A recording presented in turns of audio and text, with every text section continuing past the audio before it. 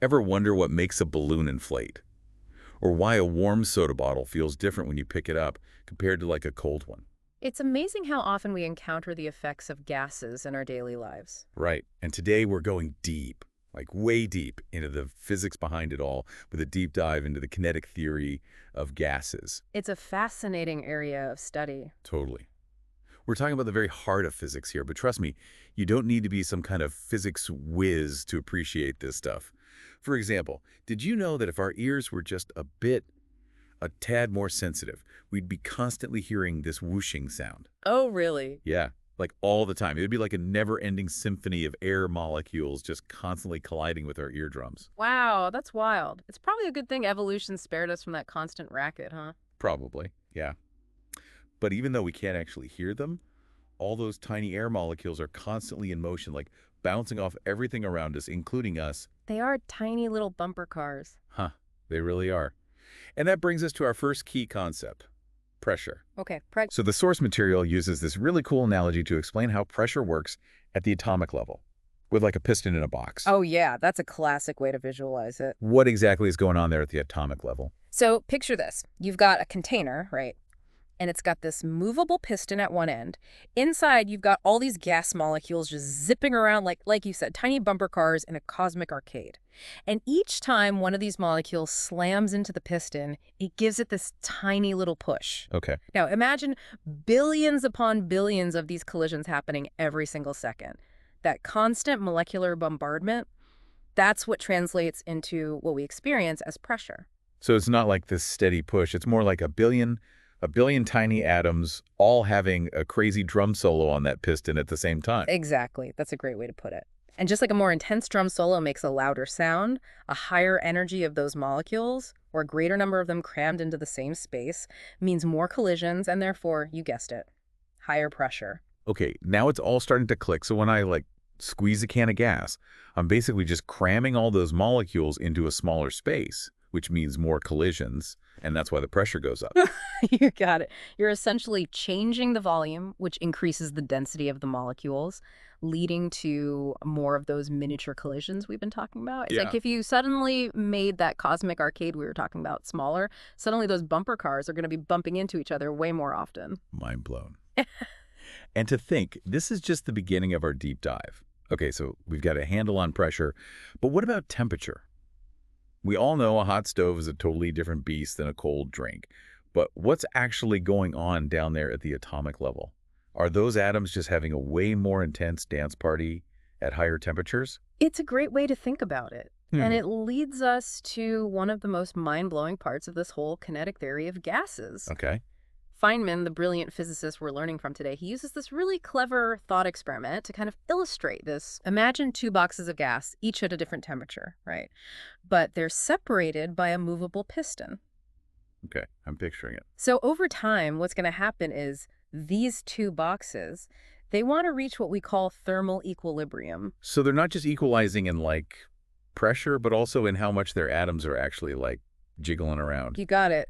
And what's fascinating is that when they do reach this equilibrium, they've not only balanced out in terms of pressure, but the average kinetic energy of all those little molecules in each box, it's going to be the same. Hmm. And that's the key. That average kinetic energy of those jiggling atoms, that is what we call temperature. Whoa. So the more those atoms are like rocking out, Mhm. hotter the substance, like it's a cosmic dance floor where the temperature like dictates how intense the moves are. That's a great way to put it. It really is. And here's where it gets even wilder. It doesn't even matter what kind of atoms are in those boxes. Really? A tiny little helium atom at a certain temperature will have the same average kinetic energy as some giant, crazy complex molecule at that same temperature. Wait, really? So a lightweight, like helium atom, and something much bigger are both bringing the same energy to the dance floor at the same temperature. It's true. And physicists have a very specific way of quantifying this whole relationship between energy and temperature, which is where the Boltzmann constant comes in. Okay, and remind me what that is again. Okay, so the Boltzmann constant, it's this tiny number, right?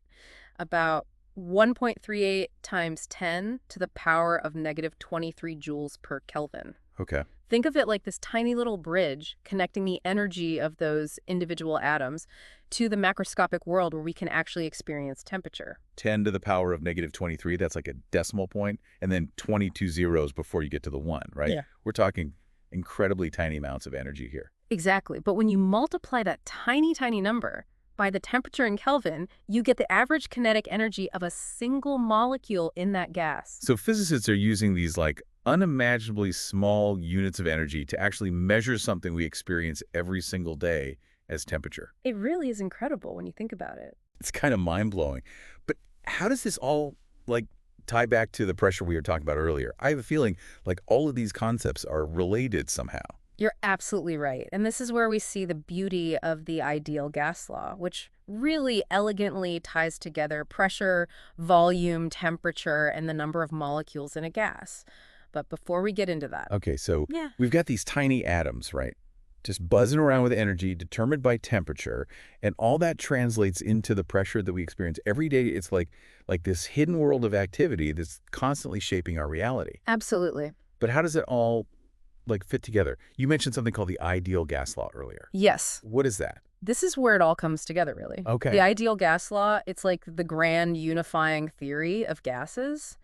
And the best part is it's surprisingly simple. Okay. PV equals NKT. Okay, break that down for me. Sure. I see pressure, P, and volume, V. Right. And I know temperature, T, is always involved. But what about the N and the K? What are those? Right. So N, that represents the number of atoms or molecules in our gas sample. Okay. And that little k, remember, that's the Boltzmann constant. Oh, right. That tiny little bridge connecting the energy of individual atoms to the macroscopic world of temperature. Right, the Boltzmann constant, I remember. It's amazing how something so small can play such a big role. Yeah.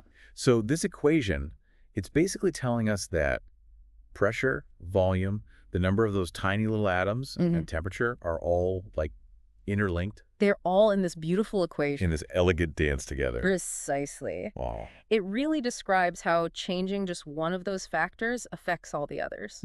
Remember that piston we talked about earlier? Yeah. We can actually use this equation, this ideal gas law, to figure out, to predict exactly how much pressure we need to compress a gas to a certain volume at a specific temperature. Wow. So this like seemingly simple equation, it's actually this powerful tool that can help us understand all sorts of things in the real world. Oh, absolutely. What are some other like examples where this law comes into play? Oh, the applications they're huge. It helps us to understand things like weather patterns, the behavior of the atmosphere, even what's going on inside stars. Wow. From the air we breathe to the vast expanse of space, the ideal gas law is constantly at work. It's amazing to think that we can describe so much of the universe just by like understanding the behavior of these tiny invisible atoms. It really speaks to the elegance of the natural world. This deep dive has been a real eye-opener, I gotta say. It's incredible to see how something as complex as, the behavior of gases can be kind of understood by like breaking it down into these really fundamental building blocks. That is amazing. It makes you wonder what other hidden connections are out there, Absolutely. If we just look closely enough. Always more to explore. That's the beauty of it. That is the beauty of it. Well said. And on that note, we want to hear from you. What blew your mind in this deep dive into the kinetic theory of gases? Did you have any aha moments? Share your thoughts with us on social media using #TheDeepDivePhysics. And if you enjoyed this journey into the invisible world, be sure to subscribe for more fascinating deep dives into the topics that make you tick. Until next time, stay curious.